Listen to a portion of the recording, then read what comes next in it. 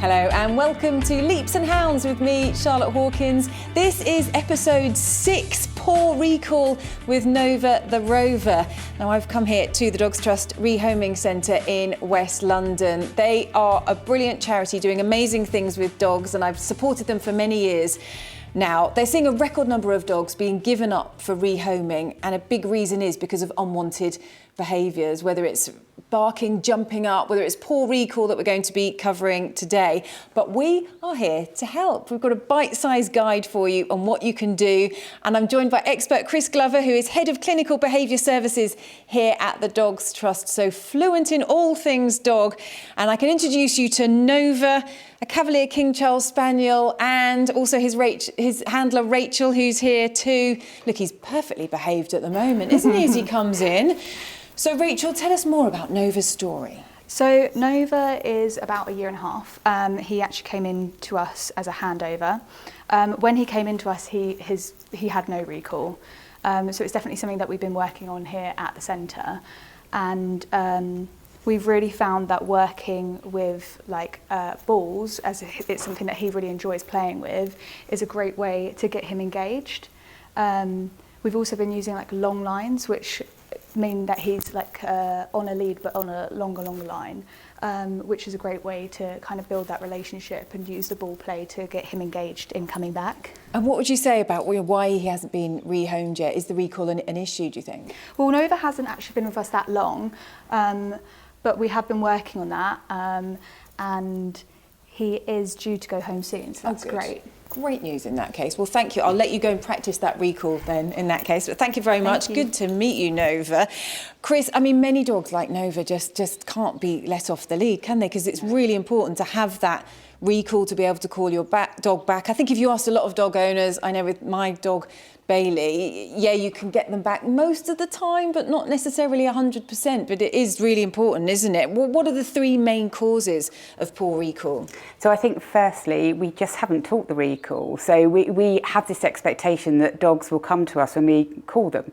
But if they don't know what that word means, and that word itself hasn't been made important to them by rewarding them when they do come back, then they're not going to practice it, they're not going to do it because they don't really understand what we're asking them to do. So firstly, we need to make sure that they absolutely know what we're asking them to do, and we do reinforce them coming across to us and joining us by giving them a reward that they really do desire.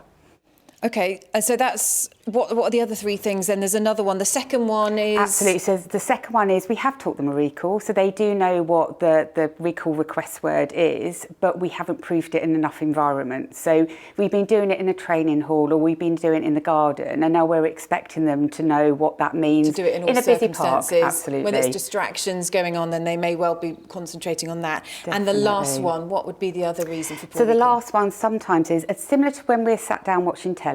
Somebody might be trying to hold a conversation with us and we're just not focusing on them. We're not listening to the words that they're saying.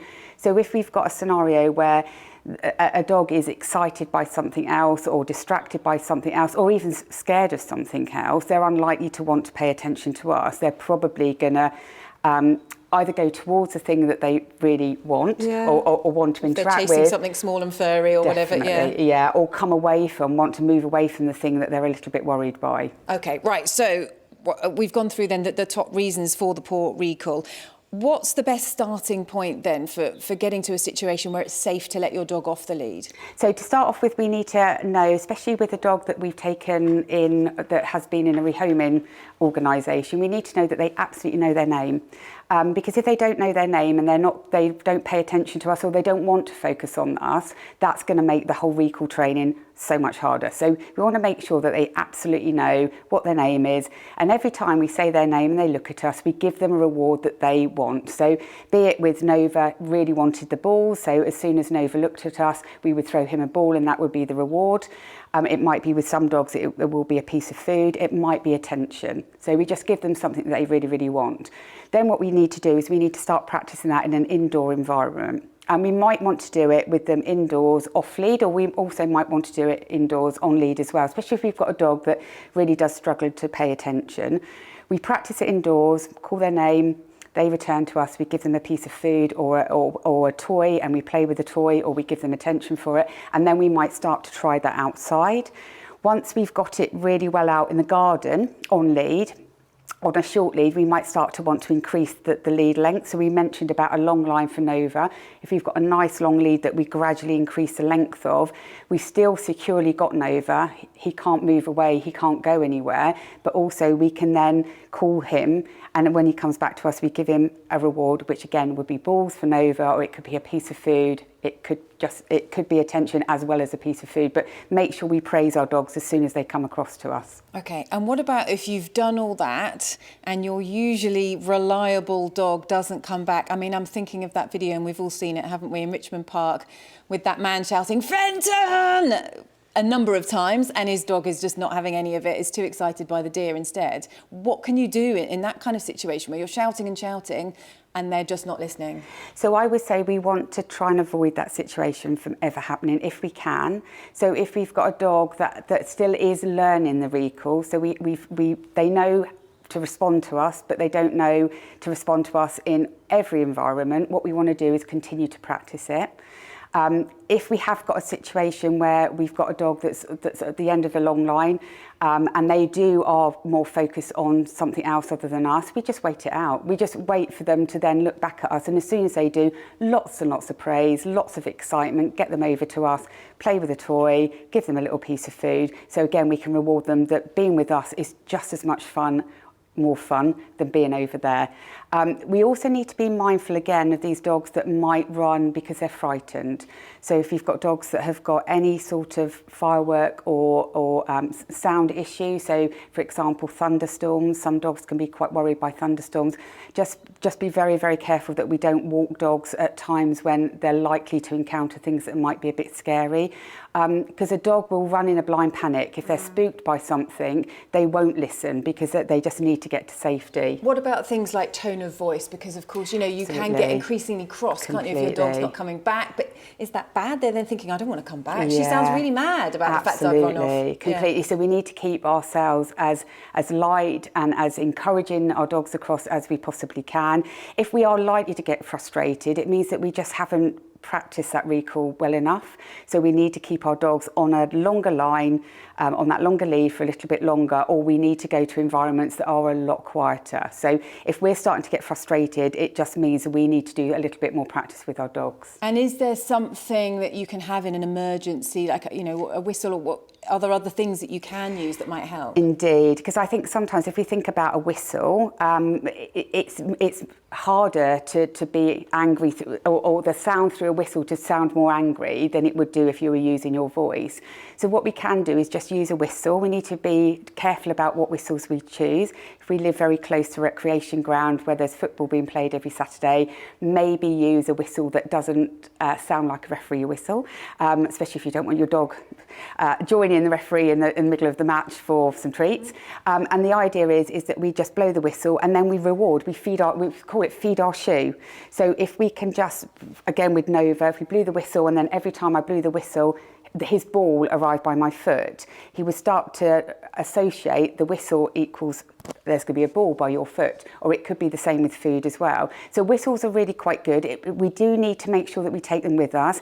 We don't want to over practice them, and over practicing them basically means if we kept blowing the whistle and not giving a reward for it, dogs then would start to disassociate. So they wouldn't have that association between the sound and what the reward is.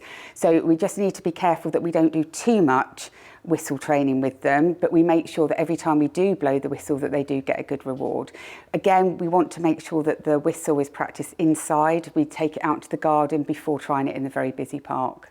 That issue as well of dogs sometimes getting spooked by things and then running off. You know, talk us through what you can do about that. And also, is there something, I know, you know, with fireworks, for example, they say as an owner you should stay calm because the dog can pick up on your energy as well. If you're worried about how they're going to react, what would your advice be in those kind of situations? So I think it's very difficult because I think we react because we know that our dogs are perceiving something as scary. So I would say that if you've got a dog that has got any degree of firework sensitivity, we do not walk them during fireworks season, especially when it's dark. We can also work through getting them more comfortable with fireworks sounds inside the house as well. But as a golden rule, we would not take them out when we're likely to encounter that sound that they would be scared by. If there is a situation, again, where we've got a dog on a long line, just make sure that we're always close to that safe space. So it might be that if we've gone to a park, they might want to retreat to the car if they hear something that worries them. So if you can just make sure that we've got the car parked close enough.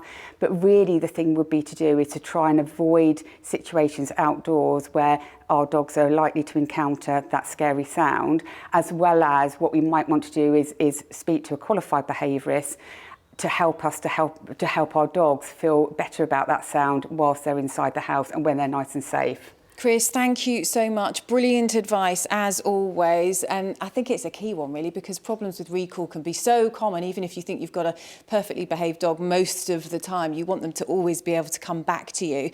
So the key top tips there: make sure that your dog knows that command word, have something that they want as a reward, and control that environment as well, so there's nothing to deter them coming back to you. Thanks so much for joining us. It's been great. Bye for now. For more help with your dog, go to Dogs Trust website. There's an advice page and a behaviour support line. And on the rehoming page, there are some of the 700 dogs looking for their forever homes. You can also find out more about Nova, the dog who featured in this episode. If you like what you've heard so far, please share with a friend and leave a review. Leaps and Hounds is hosted by me, Charlotte Hawkins, the producer is Georgie Nell, and our technical director is Milton Boyne. It's recorded at Dogs Trust, West London for Nell Media.